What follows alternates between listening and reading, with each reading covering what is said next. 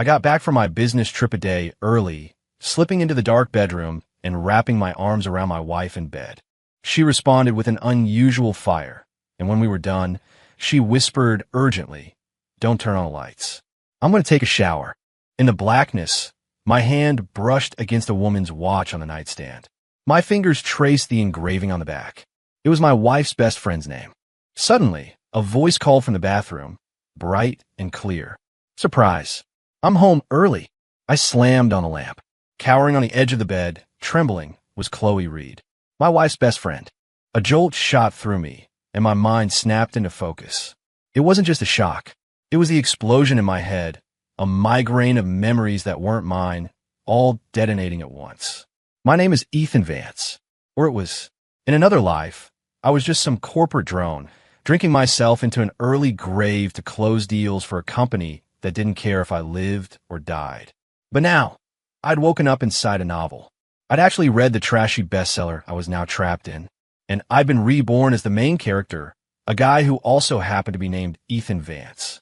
He was the heir to a multi-billion-dollar fortune, a top-tier trust fund kid played for a fool by his social climbing fiancée. Surprise! I'm home early. The bathroom door opened, and a woman wrapped in a towel, all dangerous curves and calculated confidence, stepped out. Sophia Sterling, my fiancée, and the book's #1 villain.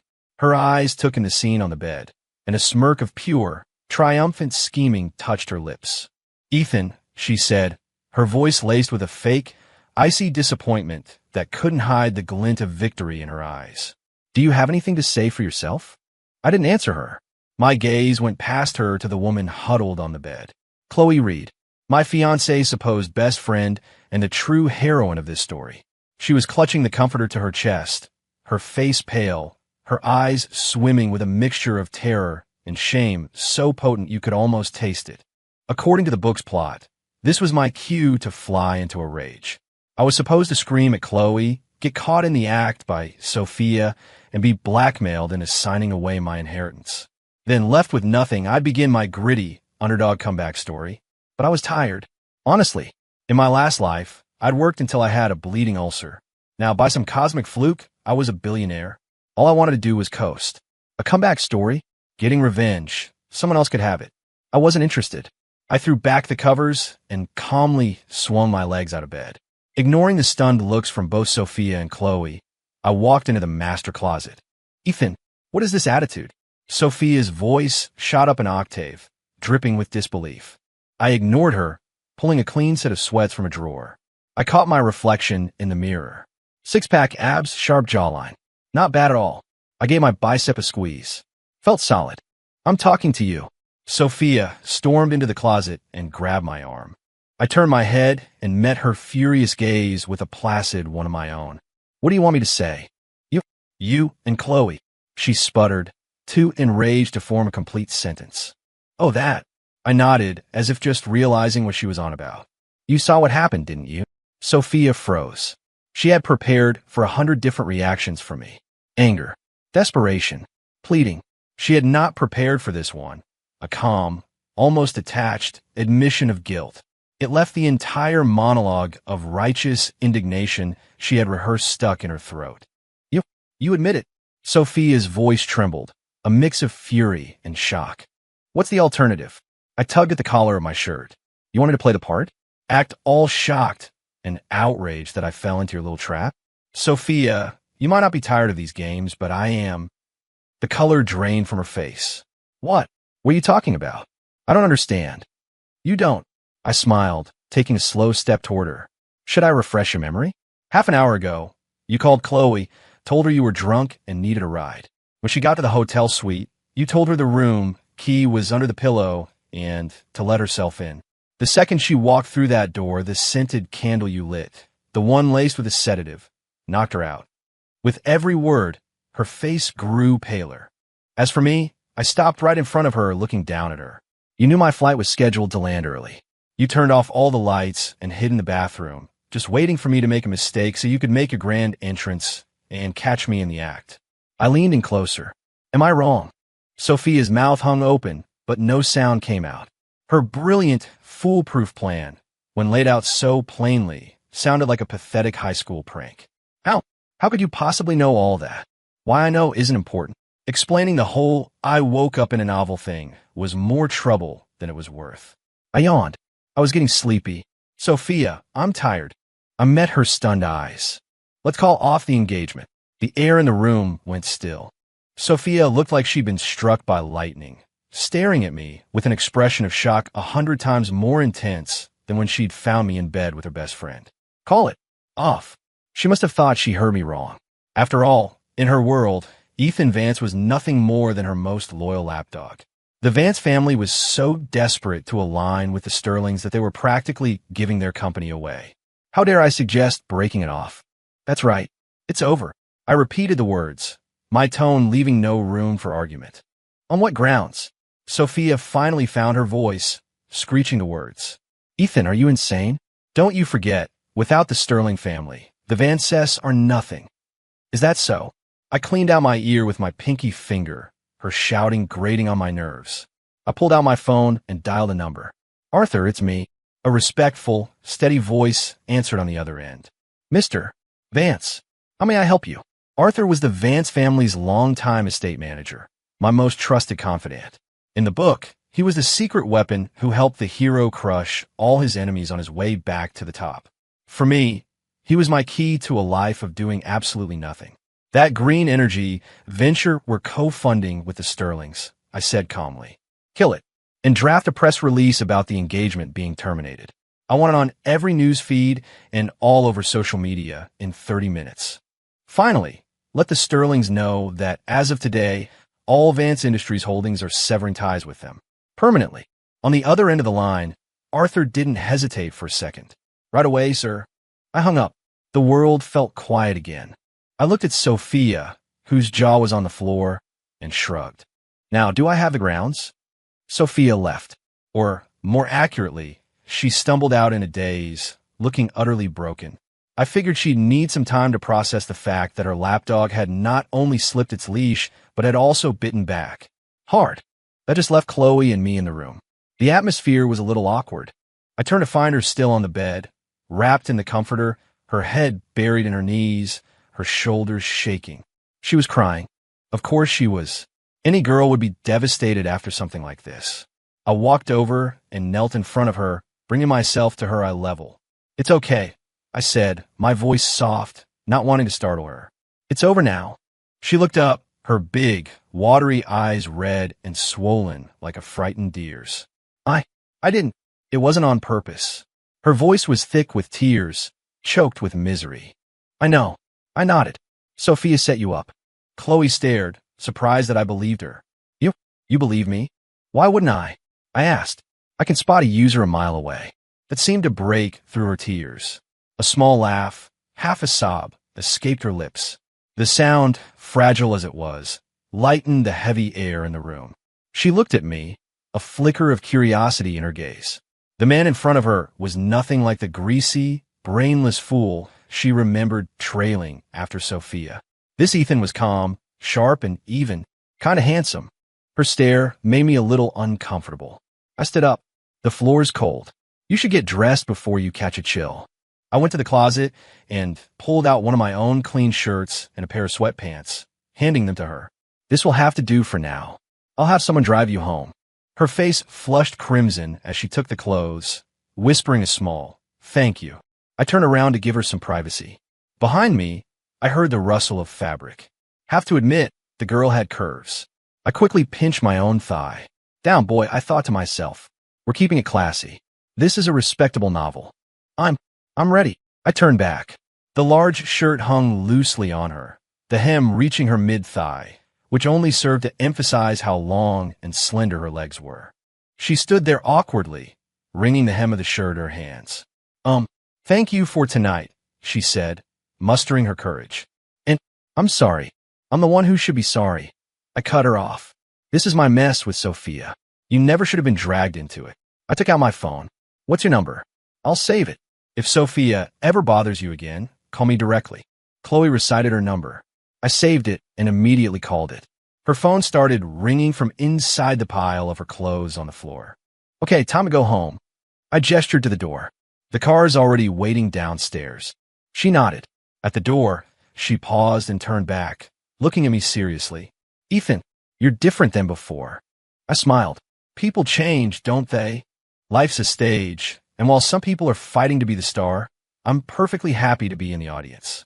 Maybe just every now and then I'll jump on stage and kick over the set. After Chloe left, I collapsed onto the sofa. First day in this new reality, and I'd already dealt with a mountain of drama. I was exhausted. My phone buzzed. It was a text from Arthur. Sir, the press release is out. The Sterling switchboard is reportedly overwhelmed. Sterling Corp stock is projected to plummet at market open. A second text followed. Also, Mr. Sterling Sr. wishes to speak with you. I typed back 2 words, not available. Seriously, what was there to talk about with that old windbag? My priority right now was planning my new, stress-free life. Working out, fine dining, maybe get into craft brewing. Oh, right, and my pet. In the book, the main character had a giant Alaskan Malamute named General. The heroine had a ragdoll cat named Princess. Eventually, the 2 pets fell for each other, becoming a catalyst for their owner's romance. I needed to go pick up my General. As I was thinking, my phone rang again. An unknown number. I answered it. Ethan, you worthless piece of trash. How dare you do this to my daughter? An enraged, middle-aged man's voice roared through the speaker. It was Sophia's father, Robert Sterling, CEO of Sterling Corp. Oh, I said flatly. What do you mean, oh? I'm telling you, retract that press release this instant, and then you will crawl over here and apologize to my daughter. If you don't, I'll make sure the Vance family is ruined in this city. Is that a fact? I chuckled softly. Mr. Sterling, you must have missed the morning's financial news. Right now, you need me a lot more than I need you.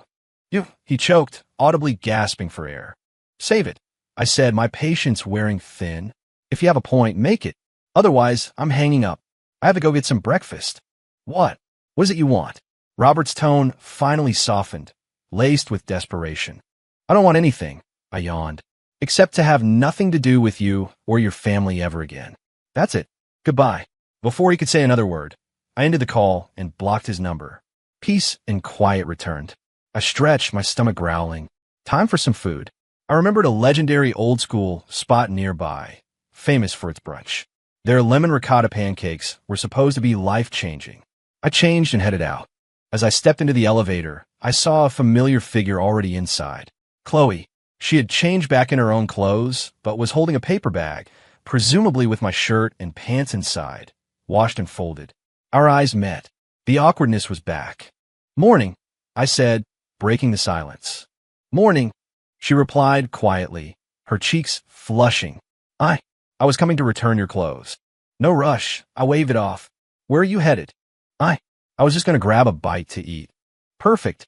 Me too. I pressed the button for the ground floor. My tone as natural as if we were old friends. I'm going for some life-changing pancakes. My treat. The old-school brunch spot was buzzing with people, a line snaking out the door. We managed to snag a small table in the corner. When the pancakes arrived, they were golden, fluffy, and steaming. I expertly sliced into my stack, getting the perfect ratio of pancake, lemon curd, and whipped cream. Sweet, tangy, perfection. You're not eating? I asked, noticing Chloe was just staring at me. Oh, right. She snapped out of her daze and tried to copy me, but her hand slipped, sending a cascade of hot maple syrup on her hand. Ouch, she hissed, pulling her hand back. Quick as a flash, I grabbed her wrist, pulling her hand toward me. I took a napkin from the dispenser and gently, carefully, wiped the sticky syrup off her skin. Her hand was small and soft, her skin smooth. My touch was light, but the atmosphere between us suddenly felt charged. Her face bloomed with color, a blush that spread from her cheeks all the way to the tips of her ears. Thank you, she stammered. Be careful.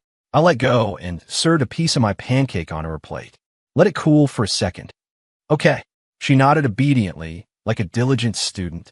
A group of girls at the next table saw the whole exchange and started whispering excitedly. Oh my God, did you see that? He's so smooth. That's so sweet. I want a boyfriend like that. Chloe's blush deepened, and she ducked her head, trying to hide behind her water glass. I didn't mind. I just kept enjoying my breakfast. After we ate, I drove her home. She lived in a beautiful house in an exclusive gated community, complete with a massive garden. It was clear her family was well off, even more so than the book had described. "This is me. Thank you for the ride and for breakfast," she said, stopping at her front door. "No problem." I nodded, about to turn and leave. "Ethan," she called out suddenly. "Yeah." "Are you?" She hesitated, then finally asked the question on her mind. "Are you really going to call off the engagement with Sophia?" "Absolutely," I answered without a second thought. "That engagement was a sham.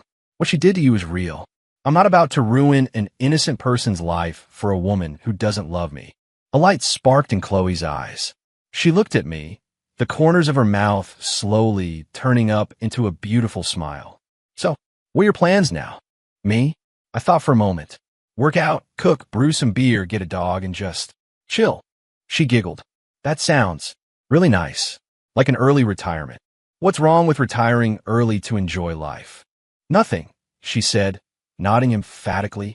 "So, can I come visit General when you get him?" I love big dogs." "Of course." I agreed instantly. "Anytime." After dropping Chloe off, I felt great. The heroine was already asking to hang out. A very good sign. When I got back to my penthouse, Arthur was waiting for me. "Mr. Vance, where's General?" I asked.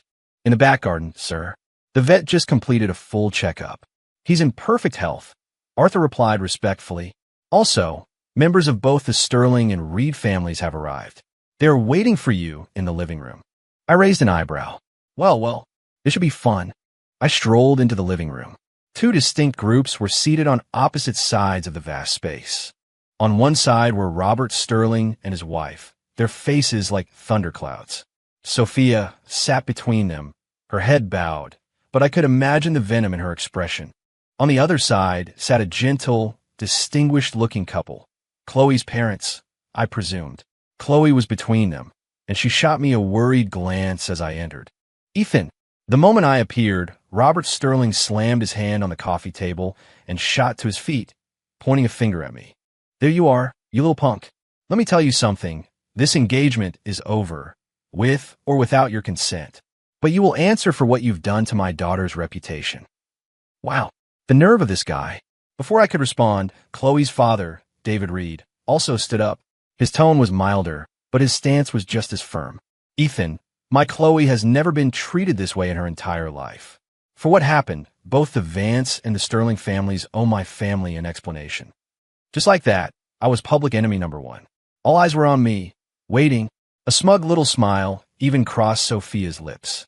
She probably thought that, crushed between the weight of two powerful families, I would finally break. Instead, I walked calmly to the large armchair at the head of the room, sat down, and crossed my legs. "An explanation? Fine." I looked at Robert Sterling. "Your daughter drugged an innocent woman and tried to frame me for assault. How would you like to explain that?" His face paled. "That's a lie. You have no proof." "Don't I? Hotel security cameras are a wonderful thing." I leaned back, looking bored. "I can have Arthur pull up the footage right now, if you'd like. We can all watch it together." Robert Sterling went silent. I turned to David Reed. "Mr. Reed, Chloe is the victim here. This was all Sophia's doing. I would never hurt her. In fact, I intend to protect her." I paused, my gaze sweeping over Sophia's cold face. "As for the Sterlings, from this day forward, they are my enemies. If anyone so much as touches a hair on Chloe's head, I'll make sure they disappear from this city." My voice was quiet, but it landed like a bomb. Everyone was stunned. The Reeds looked at me with open astonishment. The Sterlings were trembling with rage at my audacity. "You? Who the hell do you think you are, threatening me?" Robert roared. "Dad, don't waste your breath." Sophia finally looked up, her eyes burning with hatred. "He's just a spoiled brat we enabled for too long. Without our family, he's nothing." "Is that so?" I smiled.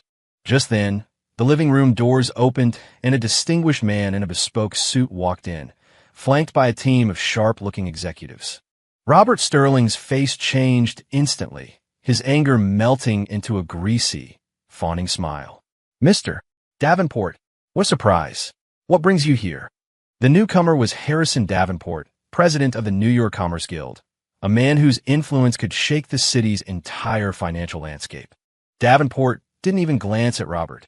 He walked straight to me, bowed his head slightly, and spoke with a deference that was utterly jaw-dropping. "Mr. Vance, I heard you were having a bit of trouble. Rest assured, as of this morning, every member of the Commerce Guild has been instructed to terminate all business with Sterling Corp."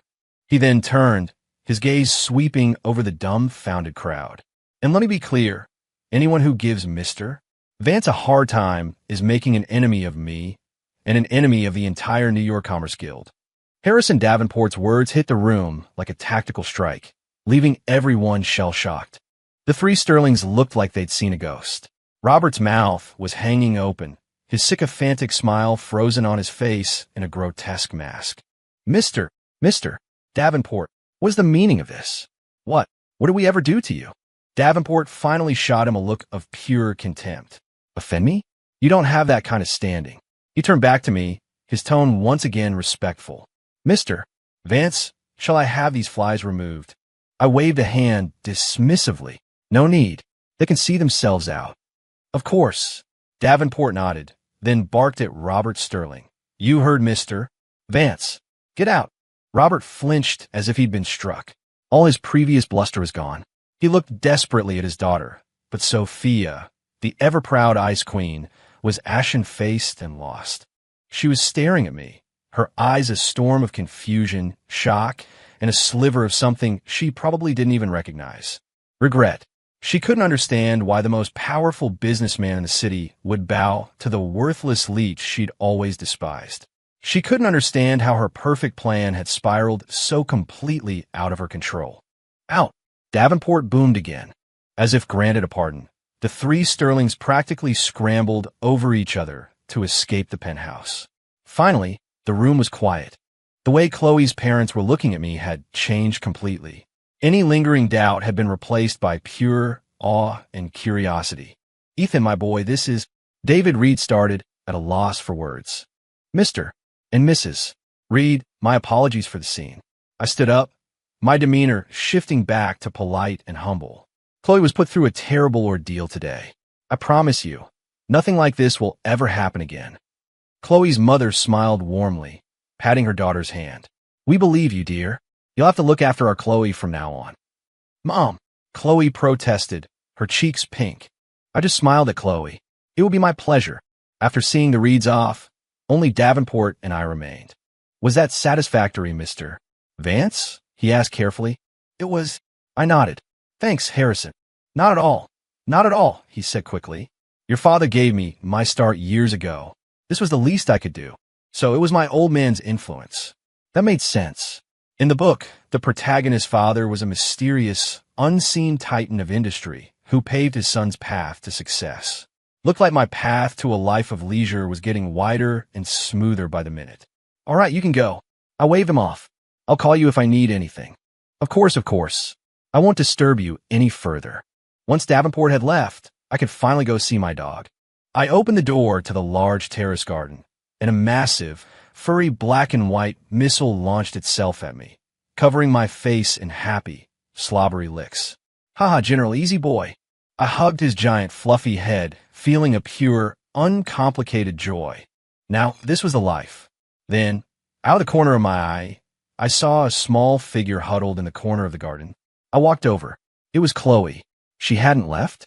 She was kneeling on the grass, slowly reaching a hand toward a ragdoll cat hiding under a hydrangea bush.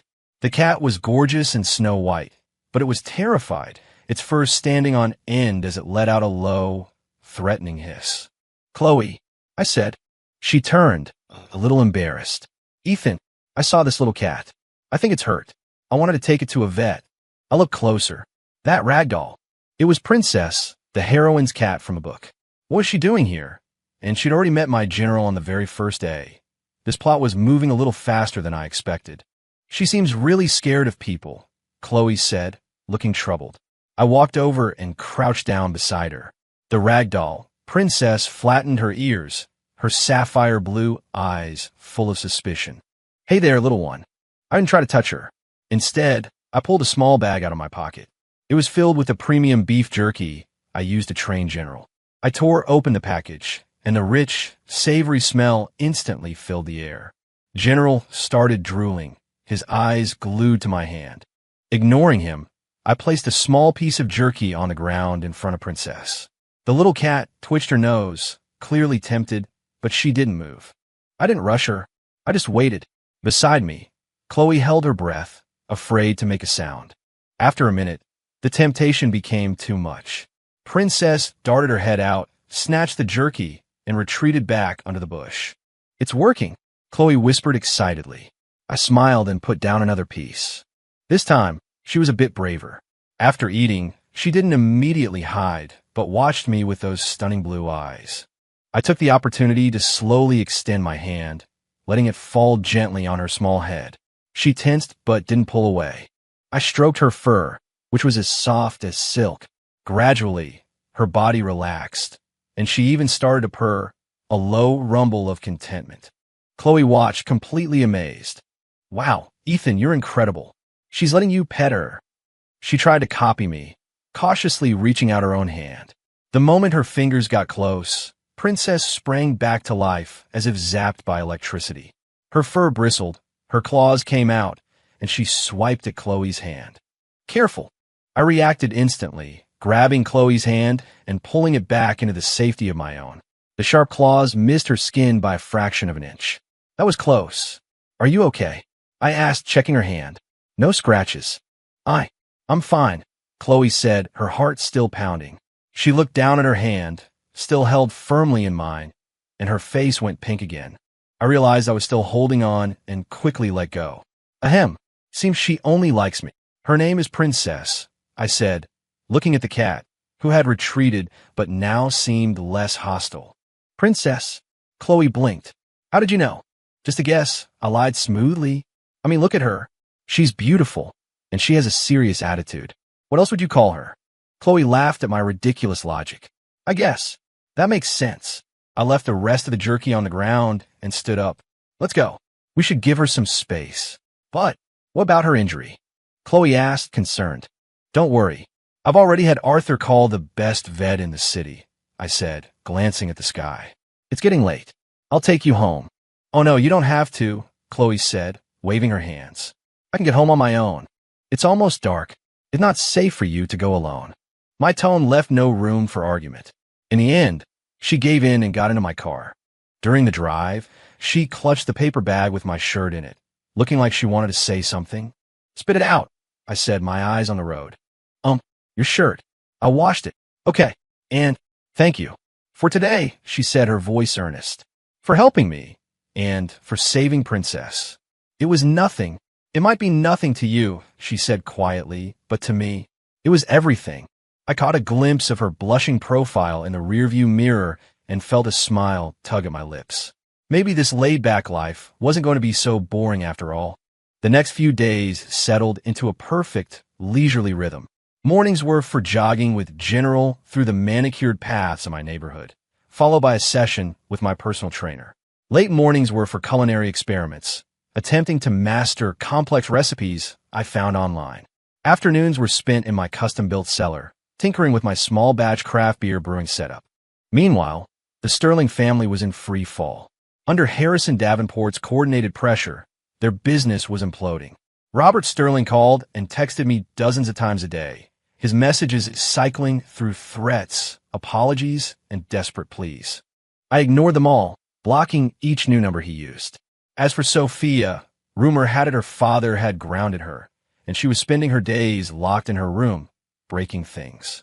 I couldn't imagine that the former ice queen of the New York social scene was handling her fall from grace with much of it. None of it was my problem. All I had to do was relax, and Arthur and Davenport handled the rest. The feeling was, in a word, sublime. One afternoon, while I was in the kitchen wrestling with a ridiculously complex seafood stew I'd been working on for 2 days, my phone rang. It was Chloe. "Hello. Ethan, are you busy?" Her voice sounded hesitant. "Not really. Just cooking." "What's up?" "Well, I wanted to ask about Princess. How is she?" "She's thriving," I laughed. "Spoiled rotten by the vet and a feline nutritionist. She's gained a pound and a whole lot of attitude. Now she barely lets me pet her." I heard her giggle. "So, would it be okay if I came to see her? I could bring some afternoon tea. My mom made her famous scones." "Of course. You're always welcome." After hanging up, I looked at the simmering pot of aromatic stew, then down at my flour-dusted apron. Perfect. She could try my cooking. Half an hour later, the doorbell rang. I opened it to find Chloe in a simple, elegant white sundress, holding a wicker basket. She looked like a fairy who had wandered out of an enchanted forest. General immediately bounded over, tail wagging furiously, circling her with happy yelps. "Hey there, General," Chloe laughed, scratching behind his ears. "He really likes you," I said, leaning against the doorframe. "You think so?" She looked up at me, her eyes sparkling. "Definitely. You got a real weakness for pretty girls." Her face instantly flushed a familiar shade of pink. I led her out to the garden, where Princess was lounging regally on a patch of sun-drenched grass, looking every bit the part of a pampered royal. At the sight of Chloe, Princess merely lifted an eyelid before deciding she wasn't worth the effort of moving. Chloe kept her distance, just watching her. She looked so much better. Yep, I nodded. She's just a little aloof. Just then my phone rang. It was Arthur. "Sir, there's an urgent matter at the office that requires your—" "Not interested," I cut him off. "I'm on a date." I hung up before he could reply. Behind me, Chloe, who had heard my end of the conversation, went completely still, her ears turning a shade of crimson I was coming to know very well. I pretended not to notice and turned to her. "Are you hungry? My seafood stew is just about ready. You can be my taste tester." "Seafood stew?" Her eyes went wide. You know how to make that?" "I dabble." I gave her a modest smile. The simple pleasure of showing off was truly underrated. When a bowl of fragrant, complex seafood stew, packed with lobster, scallops, and shrimp, was placed in front of Chloe, she was speechless. You really made this." She took a small, tentative spoonful. The moment the broth touched her lips, her eyes lit up. "This is amazing," she breathed, a look of pure bliss on her face. "It's better than anything I've had at a Michelin star restaurant." Watching her eat, her cheeks puffed out like a happy chipmunk, was deeply satisfying. "Easy there. There's plenty more." Chloe ate with gusto, polishing off the stew and several other dishes I had prepared. "Ethan, you're incredible," she said, finally setting down her fork with a contented sigh. "You're great with animals, you're an amazing cook, and you're also—" She trailed off, blushing again. I knew what she was going to say. The stories of my swift and brutal takedown of the Sterling Empire had already made the rounds in our social circle. Everyone was looking at me differently now. "Just a few hobbies to pass the time," I said with a shrug. After lunch, we sat on the garden swing, watching General try and fail to entice Princess into a game of chase. It was mostly him play-bowing while she stared at him with disdain. The two of them really were a lot like their owners. "Ethan," Chloe said suddenly, "do you really just want to relax and do nothing?"